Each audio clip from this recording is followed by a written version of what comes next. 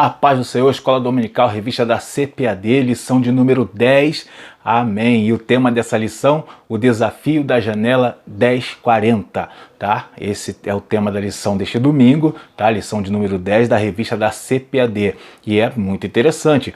Muitos já ouviram falar, mas não sabem, não conhecem.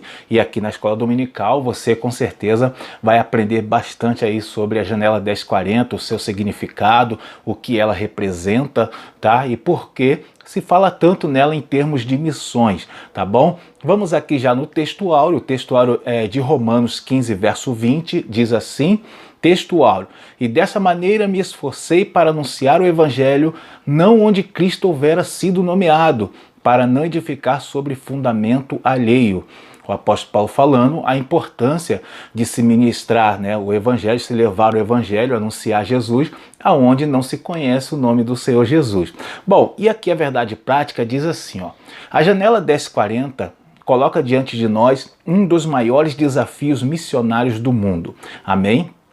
Essa é a nossa verdade prática, tá? É muito interessante essa lição. Você que é professor, é bom você conhecer a fundo o significado disso, o porquê é importante estudar isso, tá? E você que é aluno, aqui vai ter oportunidade de aprender mais, já chegar na sala de aula aí afiado, né? Para poder aprender ainda muito mais, e com certeza Deus vai te usar, né, grandemente ainda na sua obra. Deixa o seu like aí nesse vídeo, tá? Compartilhe esse material, interaja conosco, deixa um comentário, tá bom? E se inscreva aqui no nosso canal. Eu sou o pastor Marcos André, este é o Clube da Teologia, um canal de estudos da Palavra de Deus.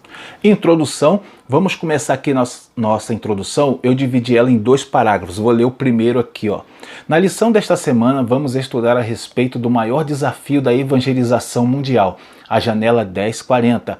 À luz de Efésios 6, do 10 ao 20, perceberemos que estamos diante de uma imensa batalha espiritual, em que agentes do mal escravizam muitas nações que se fecham à mensagem de Cristo. Bom, quando a gente estuda geografia, a gente vê que o mundo ele é dividido em linhas imaginárias, que são os meridianos, né, na horizontal, e os paralelos na vertical. Bom, essas linhas imaginárias são para facilitar, né, o estudo geográfico, mas elas vão servir aqui para a gente, para o nosso estudo. Por quê? Existe também uma linha que divide a Terra ao meio, chamada linha do Equador.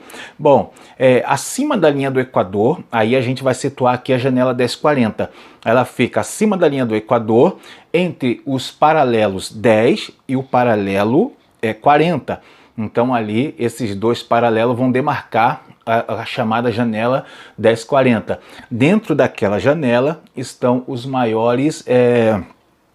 os países onde há mais perseguição, onde há mais fome, mais miséria. Na verdade, né, não é bem desse jeito assim, né? Existe bastante diversidade, mas o que se entende é que há países onde o evangelho é mais difícil de entrar. Essa é a ideia da janela 1040.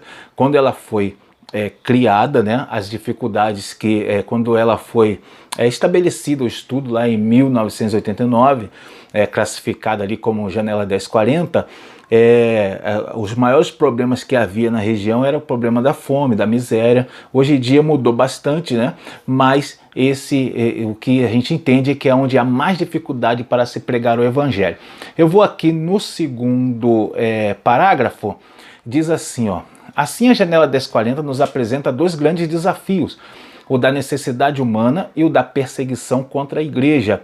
Os países da janela 1040 revelam problemas sociais bem graves, além de serem muito fechados à mensagem do evangelho. Diante desse quadro apresentaremos maneiras com que podemos enfrentar esse grande desafio da evangelização mundial. E esse termo da janela 1040, ele surge em 1989, tá? A gente vai falar desse missionário que estabelece esse termo numa conferência que houve lá em Manila, né, capital das Filipinas, e aí se cunhou essa expressão. E de lá para cá ela se tornou uma expressão para designar esses países que nós mencionamos aqui, tá? Então temos ali alguns países que fazem parte dessa janela 1040, eu deixei na descrição e depois vou mencionar alguns deles, não muitos, né? Ali temos países da África, Ásia, países do Oriente Médio, países da Eurásia, países da Europa, né? A gente vai falar sobre eles aqui mais um pouco à frente. Amém, meus irmãos? Essa aí é a nossa lição de número 10, vamos entrar nela aqui agora, tá? Eu peço que você não se esqueça de deixar o seu like aí na lição. E vai ficar na descrição do vídeo aí os links para você conhecer o meu trabalho, né? Meus 2 livros publicados, o meu blog, o Clube da Teologia, tá? O meu livro O Maior Milagre de Jesus, foi o primeiro publicado, o meu segundo livro, Livro das Obras Contexto, tá bom? Você conhecer o nosso trabalho aí, vai ficar os links aí na descrição. Vamos então a essa lição abençoada? Tópico 1, o tema desse tópico é uma batalha espiritual chamada de janela 1040. Vamos para o primeiro subtópico aí, né? Diz aí, o tema desse subtópico é uma verdadeira batalha espiritual. Primeiro parágrafo diz assim: o texto da leitura bíblica em classe de Efésios 6, do 10 ao 20, nos mostra que estamos participando de uma verdadeira batalha espiritual. Os membros do corpo de Cristo, de modo geral, estão guerreando uma guerra espiritual contra Satanás. Uma grande realidade, né? E a gente sabe que Satanás está numa guerra contra Jesus, que ele não pode vencer, né? Então ele se opõe a Cristo, mas ele não tem como vencer essa guerra contra Jesus. Por isso ele vai tentar atacar aquilo que Jesus mais ama, que é a igreja, né? Somos nós, a igreja de Cristo. E aí Satanás vai tentar nos atacar. Ele vai tentar impedir de pessoas chegarem ao reino de Cristo. E aí a gente vai entender por que ele vai atacar tanto a obra de missões, né? A obra de missões vai ser a obra que o inimigo mais vai atacar. Você pode reparar isso, né? A gente vai falar um pouquinho disso aqui. É muito difícil fazer missões, tá? Eu vou ler o segundo parágrafo para a gente entender melhor. Diz assim, ó: por isso estamos sujeitos aos ataques do maligno, por meio de ciladas, artimanhas cruéis. Nessa perspectiva, é muito importante levarmos em conta que a obra missionária é um grande campo de batalha e enfrentamento espiritual que deve ser guerreado com toda reverência, zelo e temor. Amém? A gente vai ver que obra missionária é o cumprimento do ID de Jesus, é a missão principal da igreja, tá? É espalhar o reino de Deus, e isso o inimigo ele não quer. Ele vai dar a igreja tem que dar muita importância a isso, porque Satanás vai dar muito ataque contra a obra missionária. Essa é a realidade. São coisas que o inimigo vai atacar na igreja, irmão. É o ensino, a espiritualidade e a obra missionária. Ele vai atacar muito isso daí, tá? A gente pode ver isso aí, a gente vê isso acontecer. Por exemplo, você marca cultos de, vamos botar assim, marca um evangelismo, que é a obra missionária. Irmãos, é muito difícil aparecer os irmãos para ir no evangelismo. É muito complicado, né? O povo não gosta desse trabalho, dessa atividade, é uma atividade cansativa, é uma atividade que poucos gostam de fazer. E aí a gente vê, né, por que isso acontece, porque é uma batalha espiritual muito grande. É isso que a lição está ensinando aqui. Vamos no 2, no subtópico 2, o tema é nessa batalha devemos usar armas espirituais. Esse é o subtópico de número 2. E aqui vou ler o primeiro parágrafo. A partir do versículo 14, somos informados a respeito de algumas armas espirituais disponíveis para os salvos. Eu vou ler o parágrafo todo, né? O texto todo aqui desse subtópico. Aí ele diz assim, ó: cinturão, né, verdade, couraça, que é a justiça, sapatos, prontidão para pregar o evangelho, escudo, que é a fé, capacete, a salvação, a espada é a palavra. Bom, aí fecha aqui, ó. Ora, note que todas essas armas são espirituais, porque a nossa batalha não é carnal, tá? Então a gente viu diversas armas. O apóstolo Paulo imaginou ali, usou, né, como referência a armadura do soldado romano, uma armadura do tempo medieval. E aí a gente vai ver que essas armas, elas são espirituais, e a gente vê que a maior parte citada, mencionada aí, são armas de defesa, tá? E apenas uma arma de ataque, que é a espada. O restante é defesa, capacete, escudo, né? É para proteger o corpo, a couraça. Bom, e aí a gente vai ter a noção de que a gente vai ser mais atacado do que nós vamos atacar. Essa é a realidade. A gente vai ser muito atacado. Tudo que você fazer na obra de Cristo, né, no que se refere a missões, vai ser batalha espiritual, vai ser atacado, vai ter que se defender, tá? Vai ter que se proteger contra a ação do inimigo. Bom, e aí a gente tem uma aplicação aqui prática para nós, é que quando a gente está combatendo na obra do Senhor, na batalha espiritual, e você está fazendo a obra de Cristo, aí você é afrontado por alguém, ou é perseguido pelo teu chefe, por uma pessoa, ou até mesmo dentro da igreja, né? Afrontado por algum irmão que sem sabedoria. Bom, se você for perseguido fora ou dentro da igreja, você vai usar as ferramentas, né? As armas espirituais. Você vai fazer uso delas, mas não contra os irmãos, mas sim contra o inimigo, que é quem está por trás desta perseguição. Bom, vamos aqui no subtópico 3, o tema desse subtópico é Enfrentando a Batalha Espiritual da Janela 1040.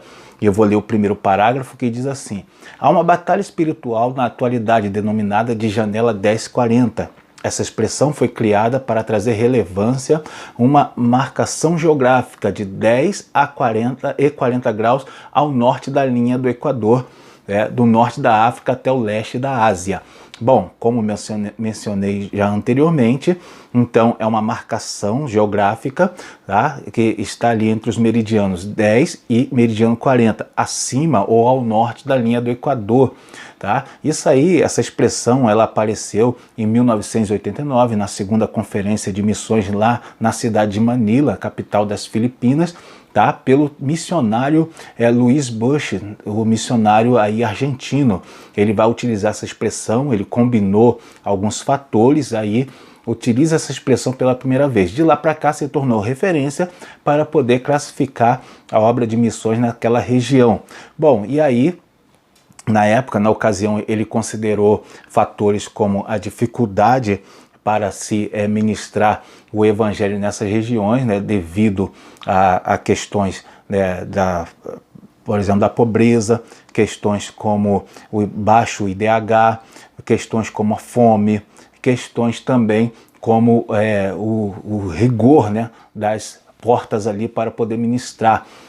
Por exemplo, são países fechados devido à religião que impera naqueles países, religiões oficiais que eles têm, e aí por isso na ocasião havia se considerava pouca perseguição, mas de lá para cá se tornou muito forte a perseguição nesses países, e então a perseguição ficou uma marca, aí uma principal característica na janela 1040, tá? Desde lá para cá. Bom, então a janela 1040, ela expressa a dificuldade de se pregar o evangelho nesses países.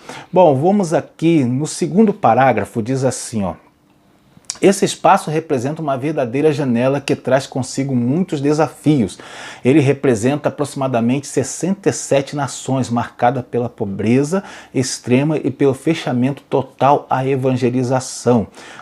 Sabemos que nem todos os países que têm fronteiras fechadas para a evangelização, nem todos estão na janela 1040, como é o caso, por exemplo, da Nicarágua, aqui na América Central, e também o caso dos países que estão abaixo da linha do Equador, tá? Na região sul, ao sul da linha do Equador, na região da África.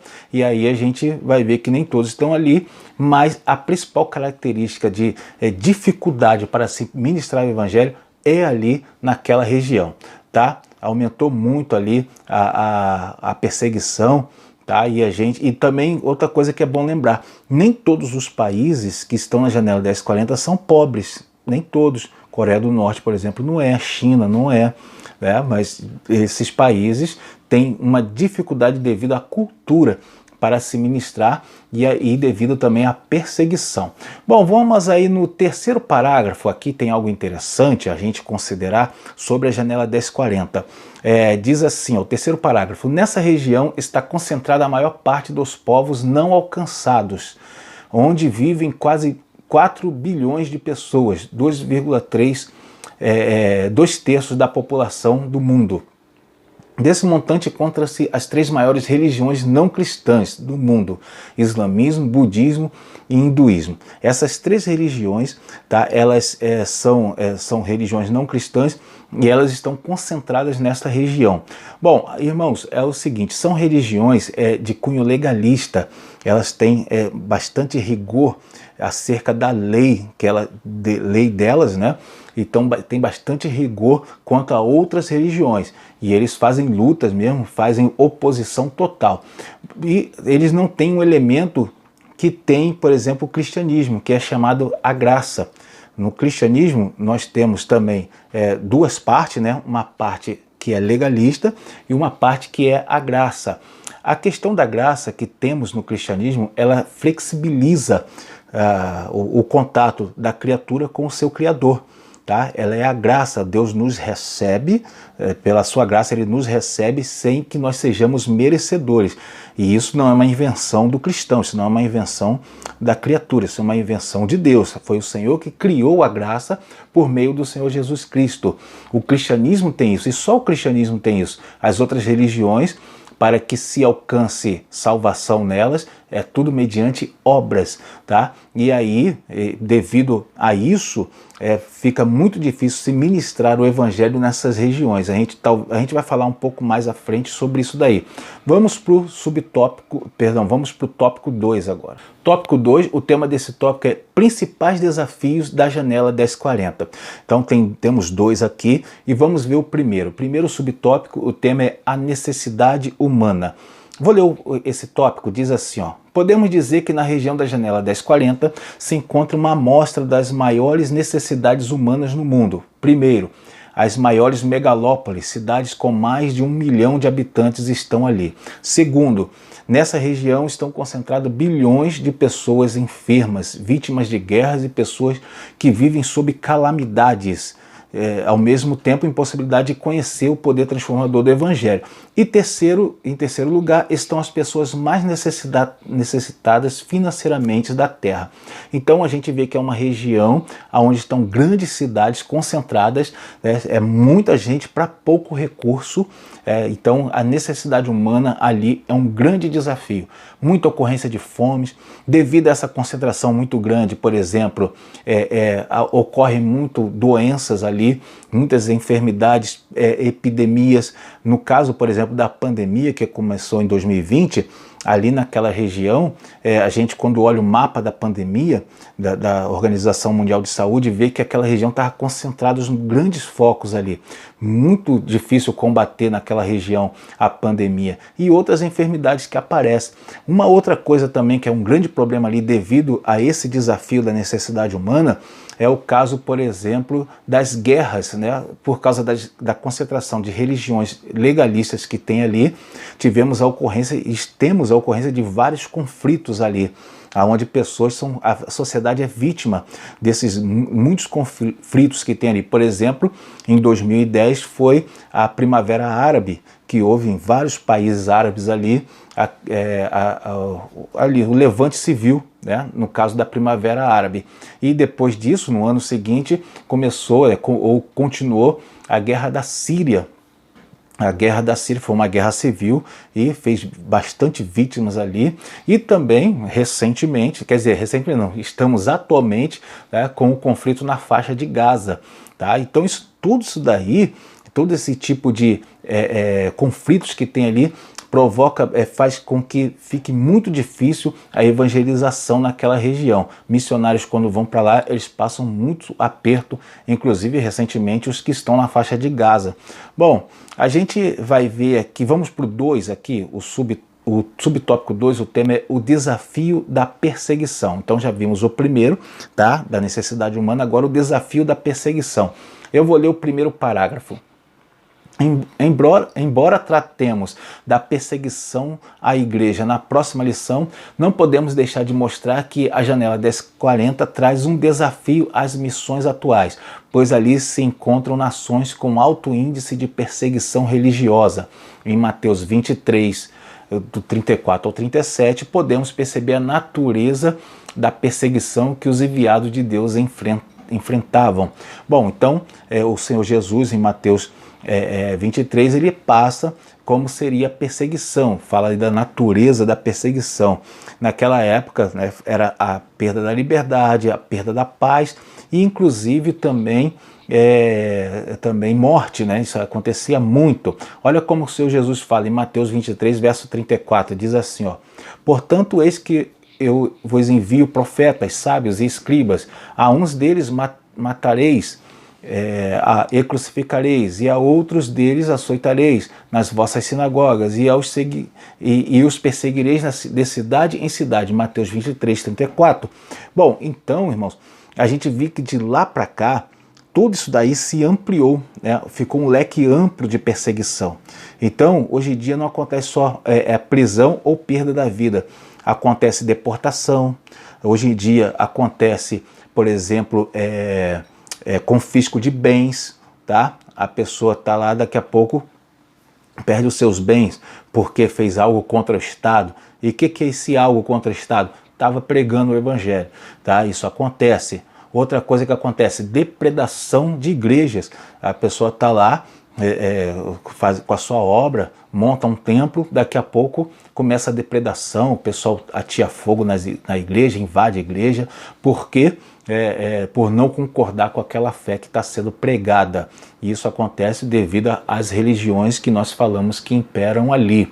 Bom, continuando então, vamos no segundo parágrafo, diz assim, ó: nesse sentido, segundo as informações do portal da missão Portas Abertas, na janela 1040, há países que perseguem os cristãos por meio de leis que tiram sua liberdade, levando-os à prisão, tortura e morte. Outros países, embora não tenham leis quanto à prática da religião, perseguem a igreja por meio do governo, da família e da sociedade. A perseguição religiosa é um grande desafio na região da janela 1040.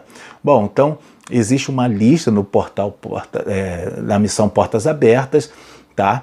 Tem um link, não nesse vídeo, mas no meu subsídio eu deixo um link lá para quem quiser acessar lá o portal Portas Abertas para poder ter acesso a essa lista, mas para isso tem que fazer um cadastro lá.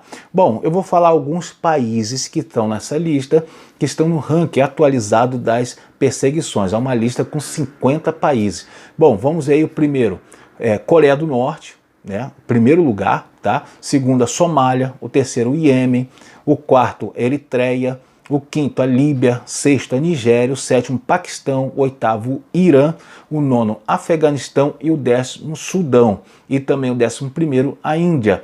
E a lista segue, são 50 países aonde impera a perseguição. Dessa forma, a janela 1040, ela hoje, né, ela é classificada por uma região aonde é muito difícil entrar com o Evangelho. No próximo tópico, vamos ver aí isso, como as formas de se combater, as formas de se entrar nessa batalha. Tópico 3, aqui o tema desse tópico é estratégias para alcançar países da janela 1040. O primeiro subtópico, o tema é orando pela janela 1040. Então aqui vamos apresentar as estratégias agora. Vou ler o primeiro parágrafo aqui.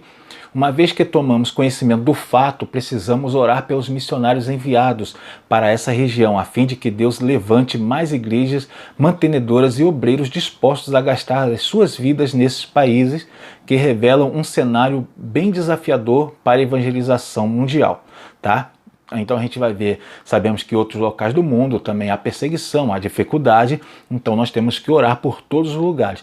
A oração especial para a janela 1040 é uma oração voltada para as famílias dos missionários, para os homens de Deus, para que Deus levante mais homens corajosos e dispostos e com tempo para estarem pregando lá, tá? Então isso aí é o foco da nossa oração por esses locais, tá? Então é bom envolver a igreja nisso, né? Ou seja, do conforto das nossas casas, nós precisamos nos preocupar, tá bom? Não adianta a gente só viver no conforto e deixar aqueles que estão na luta lá passar suas tribulações. Nós precisamos nos preocupar com eles também.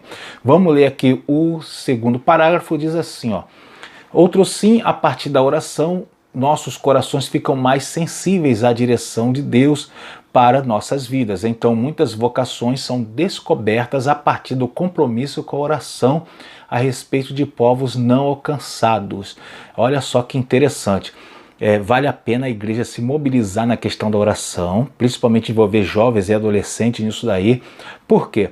Quando o crente ele se ajoelha para orar, ele entra na ligação total com o Senhor, e aí o Espírito Santo tem liberdade na vida desse servo de Cristo e começa a despertar a vocação nele. Muitos jovens, irmãos, daí vai aparecer com certeza muitos jovens dispostos a fazer obra de missões, casais com vontade de ir ao campo missionário, tá? Por quê? Porque o Espírito Santo vai dar o despertamento. É assim que funciona, tá? Vamos aqui no segundo subtópico, o tema é evangelização por meio da ação social, muito interessante, né? Vou ler aqui esse parágrafo primeiro. A ação social do corpo de Cristo revela o testemunho cristão como parte do amor e do compromisso com a evangelização de toda pessoa cristã. Evangelizar por meio da ação social abre portas para a entrada de missionários em países onde não há tanta receptividade para o evangelho. Tá? Então a gente vê que a igreja primitiva ela começou, né, com a ação social. É mencionado em Atos que não havia necessitados entre os cristãos, porque ele fazia uma forte, né, ação social. Era a fórmula, né? Era a fórmula para se evangelizar. E essa fórmula pode ser aplicada até o dia de hoje, né? Como a gente vai ver aqui. Eu vou ler o segundo parágrafo que diz assim, ó. Assim, um trabalho social executado por meio de minucioso planejamento é uma forma de demonstrar o nosso amor na prática, tornando assim a evangelização mais eficaz. Tá? A gente vê que quando a gente faz isso, a obra missionária, digo, a obra de ação social, isso aí vai agradar todo mundo. Muitas pessoas ao nosso redor vão ver isso aí e vão gostar, porque todo mundo gosta de ver uma religião que ajuda as pessoas. Tá? Tem religião que as pessoas nem concordam com elas, mas por fazerem uma obra de assistência social, todo mundo admira. E por que os crentes não fazem? Nós temos que fazer também.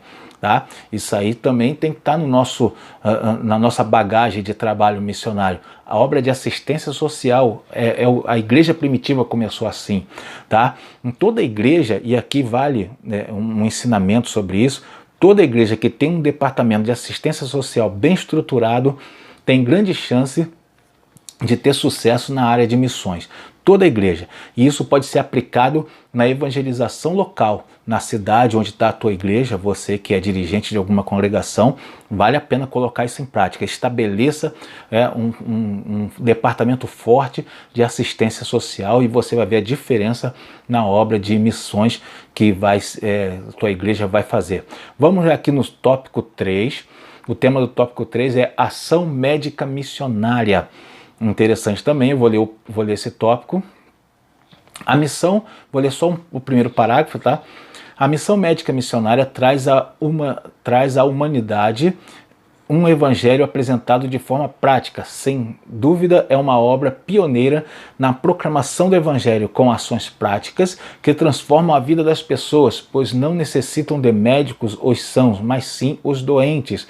Embora saibamos que a prioridade do tratamento no ministério de Jesus era com as enfermidades da alma, nosso Senhor reconhecia que as pessoas doentes precisavam de médicos. Claro que o Senhor Jesus, né, falava a respeito de coisas espirituais, quando menciona isso lá em Mateus 9,12. Mas a gente entende que a obra missionária, por meio da profissão, principalmente a profissão de médico ou enfermeiro, ela tem grande efeito, abre muitas portas, tá? Isso aqui bate junto a aplicação do que a gente aprendeu na aula retrasada, né? Que fala sobre missionários fazedores de tendas, lembra dessa aula? E aí a gente vê que essa aqui é uma aplicação disso aí, um excelente trabalho para aqueles que querem abrir portas para a obra missionária. Existem países, comunidades onde os missionários têm dificuldade de pregar, mas chega um médico, um enfermeiro, irmãos, eles não vão expulsar um médico, eles precisam, tá? E aí abre-se portas para evangelizar, para fazer a obra de missões. Existem, além do portal Portas Abertas, que a lição menciona, existem outras, né, outras missões também que trabalham. Um exemplo é a Unimissões, deixa eu ver se é isso, Unimissões, que é um órgão da Igreja Batista, que faz um excelente trabalho aí preparando médicos, né? Tem um programa lá, programa Missionários da Saúde, tá? Vale a pena conhecer. No meu subsídio também vai ficar o link, né? Não vou poder deixar o link aqui na descrição do vídeo porque tem bastante coisas ali já, tá? Mas no meu subsídio que eu coloco lá no blog, no Clube da Teologia, vai ficar o link para quem quiser conhecer esse trabalho. Deus abençoe você, meu irmão. Espero ter esclarecido bastante sobre missões, sobre a Janela 1040, tá? Com certeza há muito ainda o que aprender, mas o principal de tudo é a gente colocar em prática o que aprendeu. Amém? Deus abençoe a sua vida, deixa o seu like aí no vídeo, conheça meu trabalho, meus livros publicados, tá? E vamos interagir, vamos aí abençoando uns aos outros. Até a próxima aula.